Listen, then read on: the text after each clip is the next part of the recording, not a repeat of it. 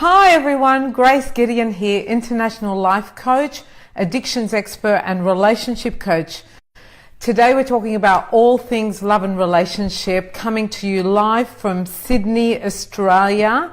This is my living room here. I'm here with my cup of tea. I hope you're there with your cup of tea and glass of water, and out there is a beautiful Sydney Harbour, glistening water, Sydney Harbour Bridge, city skyline, beautiful sunny day in Sydney. I'm just going to check now and see where you're all from and who's tuned in, and then take all your questions about relationship. Hi, so good to see you. Thank you. Let's just see who's joined us today. Coming up. Okay. Well, I can't see the comments coming up yet, but maybe Brooke can come and see who's there and who's live, because I can't see any comments coming up. Okay, bring your computer to me and we'll swap it out. Thank you so much. We'll swap out the computers because my computer is just not bringing up your questions. That's okay. We have a question from Amanda though. Let me see the computer. Let me see the computer. Can I have a computer here? Yeah, this one's coming. This one's coming through. Okay, great. We're finally getting it through, guys. Sorry about that. Just looking at the topic of relationships. Maybe you're in a relationship, maybe you're single, maybe you're happily married but bored. Maybe you don't know how to attract the love you want. Maybe you want to know when you're going to meet your soulmate. Maybe you're stuck in a bit of a romantic rut and you have some questions on that for me. Prepare the questions because Brooke's sorting it out now, and I'll get to see all your questions and be able to answer them for you. Amanda has a question, and the question from Amanda is? Amanda's question is, how do I practice patience with my partner? Oh, practicing patience with your partner. Well, patience is a virtue that comes from within you. So maybe you have to have a look, Amanda, to see whether you're impatient in other areas. And if you are, then you develop that virtue and then apply it to your relationship. But one of the main questions I get asked is, what is true love? And true love is a big topic. Love, a lot of people think love is action. A lot of people think love is behaviors. Well, love is really a force or an energy that moves through you and passes on to the person that you love. And true love is when you're authentically connected with that other person and able to share your authentic self. To know that if you've achieved true love is you've got to look, and you've got to have several components. You've got to have a connection with a person, and you've got to have an attraction. And a connection is quite different to an attraction. An attraction is physical, it's chemical, it's intellectual. These attractions can really draw you to someone, but a connection is something deeper. And if it's true love, that this connection carries on, and it goes on and on and on, and it bends, but it never breaks. And that's when you know you've got a true love connection. Do we have any luck with the computer yet, ladies? 700 computers to try and get our Facebook Live happening. Where are your comments here? Oh, there they are. Amanda from Darwin. Was it you who suggested that if what you are, insert negative emotion, would not be important in 5 years' time, it is not worth 5 minutes now? No, I have not heard that. I don't even know what that means, but it's so good to have you joining us, Amanda. It's really good to have you joining us.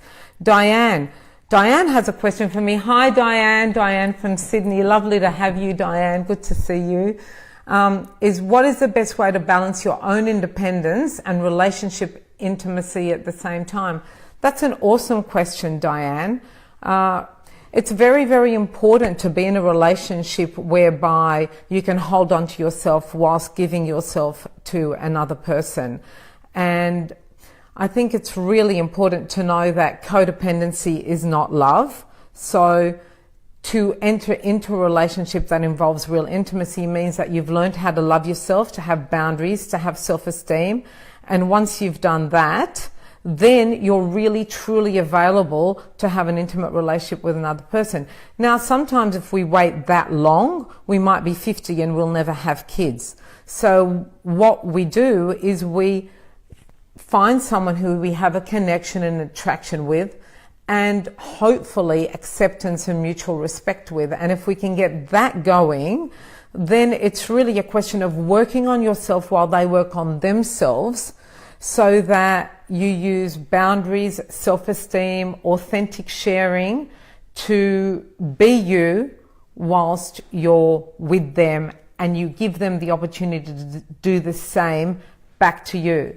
So really, tools like paraphrasing, cultivating patience, like I said to Amanda, developing your own self-respect and self-esteem will then help you have an intimate relationship with others whereby you don't lose yourself.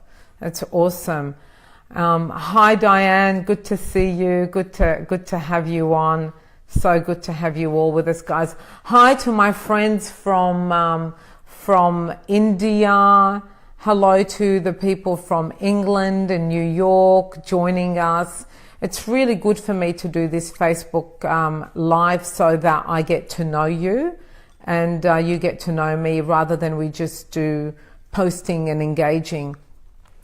I write a lot about conscious relationships, and people ask me, what's a conscious relationship? Well, no, Mary, conscious relationship is not one where you're not both blind drunk, although that helps. A conscious relationship is one where you're awake and alert on a psychological and emotional level. And when you're completely aware of what your issues are and you can engage in healthy communication with the other person, you're engaging in a conscious relationship. An unconscious relationship is where all the subconscious issues from your past are running the relationships. They're riding gunshot over the relationship that you have. And so that's what a conscious relationship is. People also ask me, what's vulnerability? And, vulnerability is allowing yourself to be seen. And intimacy is allowing yourself to be loved.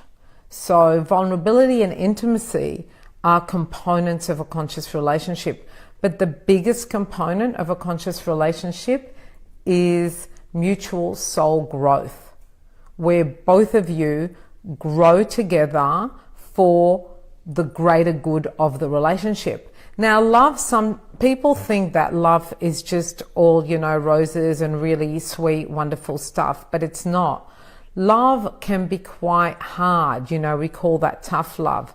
Love is a force or an energy that moves through you to the person that you love, that is intended to elevate them for their growth and for your growth. So sometimes love can feel quite hard, and sometimes it can feel completely wonderful and the most delicious thing. Don't just think that if something feels hard, it's not love and it's all, skipping through the field with daisies. However, abuse is different. Abuse is when someone is being hard and it's not for your growth or theirs. I mean, the universe will use abuse for your growth, but it itself is not good. It's there to teach you to say no. It's there to teach you boundaries. It's there for you to evolve beyond abuse. So an abusive relationship the universe will use to elevate you to a place of love, but is not itself a loving relationship. So I'm not seeing comments coming up on my screen. Sorry guys. Have you guys got any more comments? We did have one. You did have some more? Michelle, yay. Hi, Grace. Hi, Michelle. What is true love? True love. Yes, I've just said, Michelle, maybe you didn't tune in at the time. I was just saying true love is connection, attraction, respect, acceptance, but it's really a force that moves you both in a sometimes delicious, sometimes kind of difficult way that moves you to your mutual soul growth. That's what I would call love. Sometimes people say to me, why am I always attracted to people who aren't available? I would say that if you're a person who's attracted to someone who's unavailable, then you have a fear of intimacy. Then you want to look at what that fear of intimacy is about. You know, is it about being unlovable? Is it about feeling unsafe, being scared you're going to be trapped because maybe your parents didn't have a great relationship? Or is it that you believe that true love isn't out there for you, so you have a lack mentality that love is unavailable? So if you are drawn to unavailable people, then on some level, you believe love is unavailable to you. You believe you don't deserve it. You have a fear of intimacy, or that longing to make the unavailable available so you can feel complete. And some people say, I know I deserve better, but I'm scared of being alone. Well, those people have a fear of abandonment. So you want to look at your self-esteem issues. You want to look at underlying fear of not being good enough. You know, not being good enough to have somebody in your life. You want to look at childhood issues where you were left alone. Now, often I'm asked what's one thing people can do to start improving their relationship. And the thing that I say to that is find out what the one thing is that your partner wants you to do and do it for them. And if it's not harmful, do it for them. That's what I say. You know, find out, listen to them and find out what it is that they want you to do. Is there a daily activity that you can do? Yes, daily journaling each night. How am I feeling? How was my behavior today? What are my intentions for tomorrow? And what's my relationship vision that I'm connected to? If at the end of each day you spend time reflecting on who you are as a person and how you interacted with your partner, that's the most important thing. It's called taking a daily inventory and really looking at yourself and then seeing if you can be the best person for that person. And for yourself, it's always mutual. That's the key thing to be doing. And creating that vision, you know, visualization is very, very powerful. It's not just about what you think in your head and how you wallow. You know, I have so many clients come to me and they're involved in relationships with alcoholics, and it's heartbreaking because the alcoholic is a charming, amazing, beautiful person, and my partner is with that alcoholic or with that sex addict or with that gambler, my clients with that person, and they're going, well, what do? I see the good in them. Well, you know, you do see the good in them, but if you stay with them while they're being sick, you're enabling them. I'm not saying the answer is to leave. I'm saying the answer when somebody is being unhealthy or unloving to themselves is always to set boundaries. Now, you might wonder how to set boundaries. There's a whole field of work called recovering from codependency, which involves self-esteem and boundary setting. Pia Mellody has some great books on that called Facing Codependence. There's a book called Facing Love Addiction. On a spiritual level, Marianne Williamson talks about Return to Love, whereby you learn to love someone on a spiritual level, which is beyond. But first you have to learn how to love yourself, set the boundaries, and then engage that through the spiritual love, through the holy union that the Course in Miracles talks about and that Marianne Williamson talks about. We're trying a different computer. Yeah. I don't know if that... I look like I'm in slow motion on this, guys. I'm sorry about the technical glitches, but it's our first chance at Facebook Live, and I hope that this information is useful to you and that you can really get some benefit from it. There's a quote that I put on my Facebook page by Soren Kierkegaard, and it's perfect love means to love the one through whom you became unhappy. Why would that be? Well, it's a lot about what conscious love is. It's a lot about the mission of love, and the mission of love is to grow you and to make you the best person possible. And sometimes to do that, people make you unhappy because they point out the shadow parts of yourself, you know. And to evolve beyond a relationship like that means you have to, you know, understand the pain that was caused, understand the lesson, because when you understand the lesson, that's when you move to a new vibration, and that's where you can then attract a different relationship. If you don't do that and you just go from one relationship to another without having gotten your lesson, the universe will bring you the same lesson in a different package. It might be blonde, it might be tall, it might be short, it might be male, it might be female, but it'll be the same lesson, because the universe uses love relationships to help grow you. And as you grow, the whole of consciousness grows and the planet grows.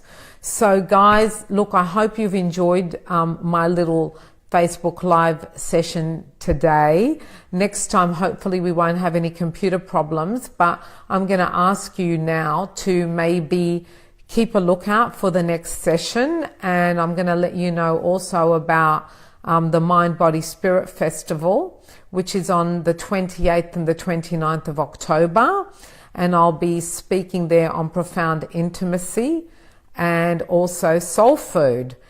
Is there any more questions anyone would like me to address before I sign off? Absolutely, Grace. We Okay. have one from Alyssa. She says, Hey Alyssa, good to have you on board. She says, "Hi Grace, I'd like to know how to let go of a previous relationship that caused me pain and embrace my new relationship with a man that I feel a strong connection with. However, I still feel hesitant from my previous relationship, of which I had my trust broken and time again." Oh, Alyssa, that's a great question, and a lot of women could relate to you with that. I want you to know that you're not on your own on that question.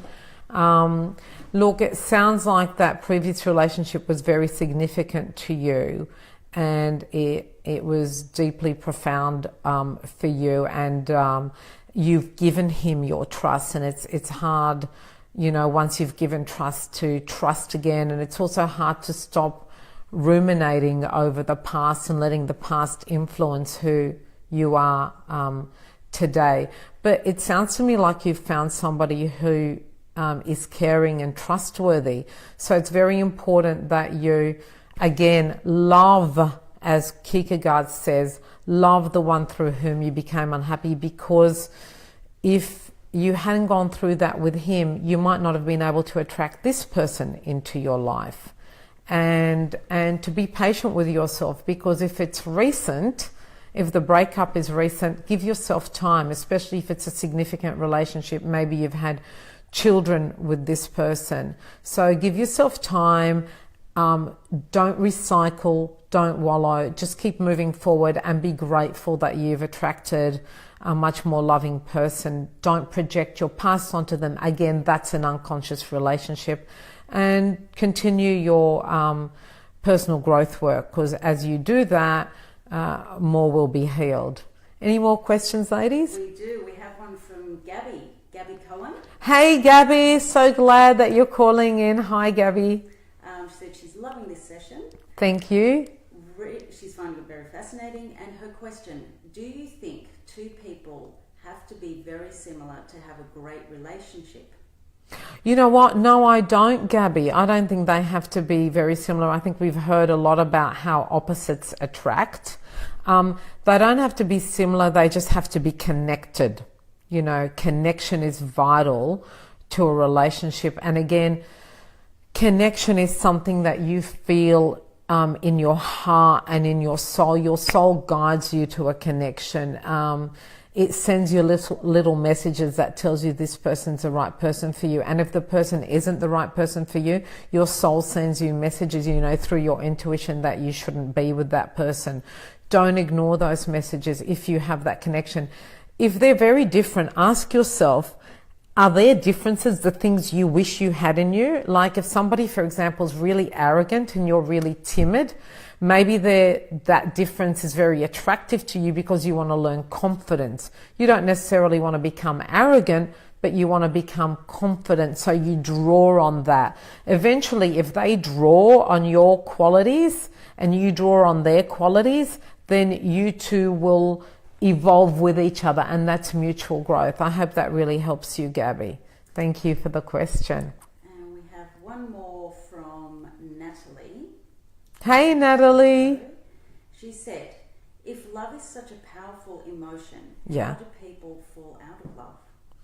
Oh, wow. You know what? Love is an energy and it moves through you. It might not necessarily stay there. It's a force, and it can come into you in order to help you connect with a person that you're supposed to have children with. But if it decides that that person is not there permanently, it can move through you.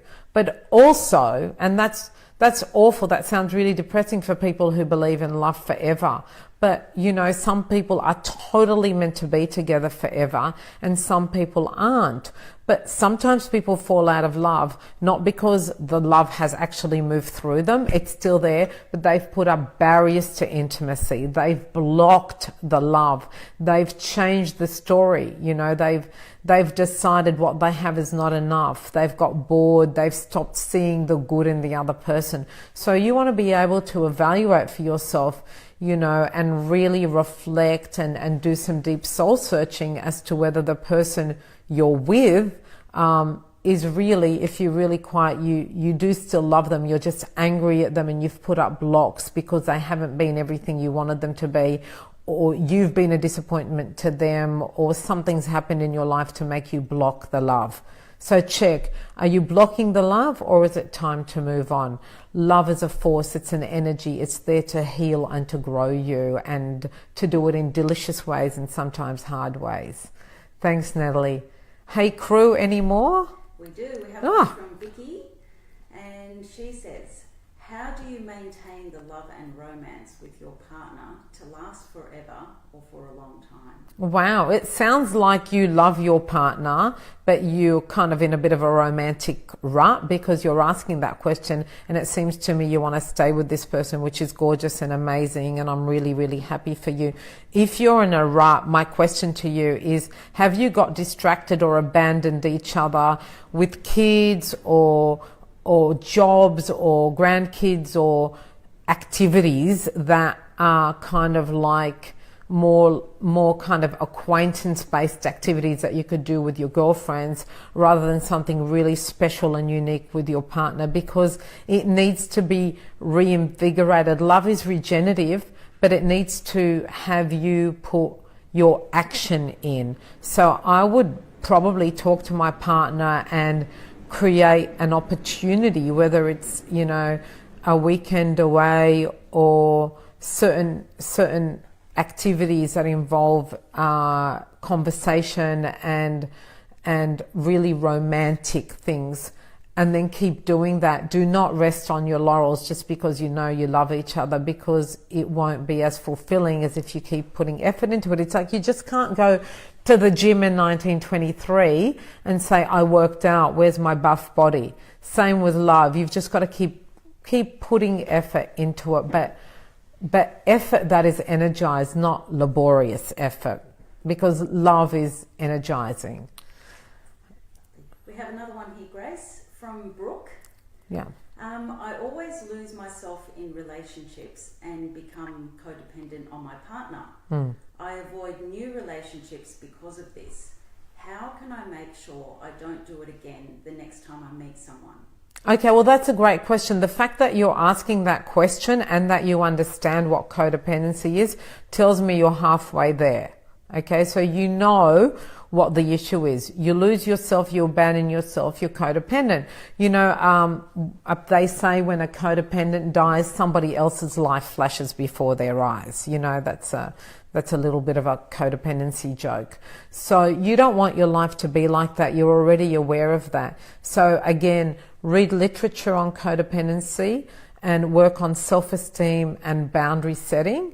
And when you meet someone, just don't jump into the relationship and commit to them straight away because, you know, there's a chemistry between you.